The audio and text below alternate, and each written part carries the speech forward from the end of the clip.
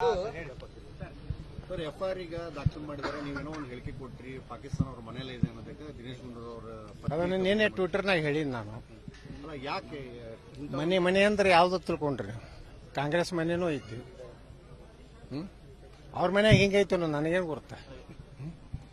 ಕಾಂಗ್ರೆಸ್ ಮನ್ಯಾಗ ಇರೋರು ಅರ್ಧ ಪಾಕಿಸ್ತಾನ ಏಜೆಂಟ್ರ್ ಅದಾರ. ವಿಧಾನಸೌಧದಾಗ ಪಾಕಿಸ್ತಾನ ಪರವಾಗಿ ಘೋಷಣೆ ಕೊಟ್ಟಾಗ ಕೊಟ್ಟೇ ಇಲ್ಲ ಅಂತ ಹೇಳಿದ್ರು. ಪರಮೇಶ್ವರ್ ಹೇಳಿದ್ರು, ದಿನೇಶ್ ಗುಂಡೂರಾವ್ ಹೇಳಿದ್ರು, ಖರ್ಗೆನು ಹೇಳಿದ್ರು, ಎಲ್ಲರೂ ಹೇಳಿದ್ರು. FSL ನೀವೇ ಮಾಧ್ಯಮದವ್ರನ್ನೇ ಇದು 100ಕ್ಕೂ 100 ಪಾಕಿಸ್ತಾನ ಪರ ಘೋಷಣೆ ಕೊಟ್ಟಾರ ಅಂತ ಹೇಳಿ ನೀವೇ ಹೇಳದವ್ರು ಮಾಧ್ಯಮದವ್ರು, ನಾ ಅಲ್ಲ, ಬಿಜೆಪಿಯವರಲ್ಲ. ನೀವನೇ ಅದನ್ನು ಹೊರಗೆ ತಂದವರು. ಅದನ್ನೇ ಸುಳ್ಳು ಅಂತೇಳಿ ಸಾಬೀತು ಮಾಡ್ಲಕ್ಕೆ ಹೋಗಿ ಸಿಗ್ಬಿಟ್ರು. ಅಂದ್ರೆ ಅವ್ರು ಅರ್ಧ ಪಾಕಿಸ್ತಾನ ಅಂದ್ರೆ ಅರ್ಧ ಪಾಕಿಸ್ತಾನ. ಅವ್ರು ಕಾಂಗ್ರೆಸ್ ಅನ್ನುವಂತ ಒಂದು ಮನೆಯಲ್ಲೇ ಪಾಕಿಸ್ತಾನ ಇದೆ. ಅಲ್ಲ ಅವ್ರ ಮನೇಲಿ ಅವ್ರು ತಮಗೆ ಅಂದಿದ್ದಾರೆ. ಕುಂಬಳಕಾಯಿ ಕಳ್ಳ ತಂದ್ಕೊಳ್ಳಿ ನಾನೇ ಹಗಲು ಮುಟ್ಕೊಂಡ್ರೆ ಯತ್ನಾಳ್ ಏನು ಮಾಡ್ಲಿಕ್ಕೆ ಆಗುದಿಲ್ಲ. ನಾ ಇಡೀ ಕಾಂಗ್ರೆಸ್ನೇ, ಕಾಂಗ್ರೆಸ್ ಅಂದ್ರೆ ಪಾಕಿಸ್ತಾನದ ಒಂದು ಏಜೆಂಟ್ ದಲಾಲರಿದ್ದಂಗೆ ಅದಾರ ಕಾಂಗ್ರೆಸ್. ಎಂದ್ರ ದೇಶದ ಬಗ್ಗೆ ಮಾತಾಡ್ಯಾರ? ಪಾಕಿಸ್ತಾನ ವಿರುದ್ಧ ಎಂದವ್ರು ಮಾತಾಡ. ಮಣಿಶಂಕರ ಏನ್ ಹೇಳ್ದ? ಮೋದಿ ಅವರನ್ನ ಸೋಲಿಸಲಿಕ್ಕೆ ಪಾಕಿಸ್ತಾನದವ್ರು ಸಹಾಯ ಮಾಡ್ಬೇಕಂತ ಹೇಳ್ದ. ಸೋನಿಯಾ ಗಾಂಧಿ ಏನ್ ಹೇಳಿದ್ರು ಪ್ರಧಾನ ಮೋದಿ ಅವ್ರ ಬಗ್ಗೆ? ಇವ್ರು ಯಾವ್ದು ಹತ್ಯಾರೆ ಅಂತ ಹೇಳಿದ್ರಲ್ಲ, ಸೌದಾಗರ್, ಮೌತ್ ಕಾ ಸೌದಾಗರ್.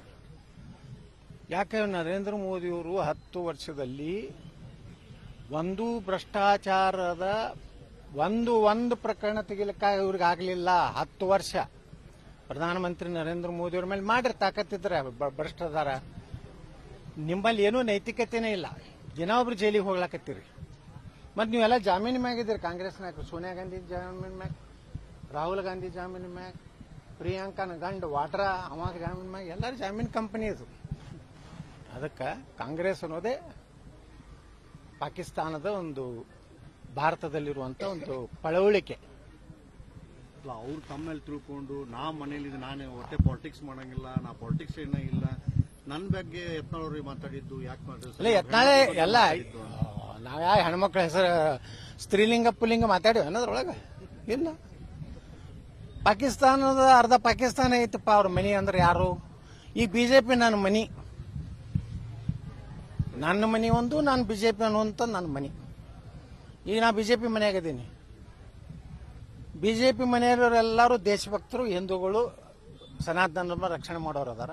ಅಲ್ಲಿ ಪಾಕಿಸ್ತಾನ ಏಜೆಂಟ್ರು ಅದಾರ. ಸರ್ ಇನ್ನೊಂದು ಪ್ರಣಾಳಿಕೆ ಬಿಡುಗಡೆ ಮಾಡಿದ್ದಾರೆ ಕಾಂಗ್ರೆಸ್. ಬಹಳ ದುರಂತ. ಕಾಂಗ್ರೆಸ್ನ ಪ್ರಣಾಳಿಕೆ ಮುಸ್ಲಿಂ ಲೀಗಿನ ಪ್ರಣಾಳಿಕೆ ಇದೆ. ಹೆಂಗಂದ್ರೆ ಹೇಳ್ತೀನಿ, ಆರ್ಟಿಕಲ್ 370 ಕಾಶ್ಮೀರದ್ದು ತೆಗಿತೀನಿ ಅಂತ ಹೇಳ್ತಾರೆ. ಅಂದ್ರೆ ಏನಿದೆ ಅರ್ಥ? ಅಂದ್ರೆ ಭಾರತದ ಅವಿಭಾಜ್ಯ ಅಂಗ ಅಲ್ಲ ತಳಿ ನಾನು ಕಾಂಗ್ರೆಸ್ ಹೇಳ್ತದಂದ್ರೆ ಇವರು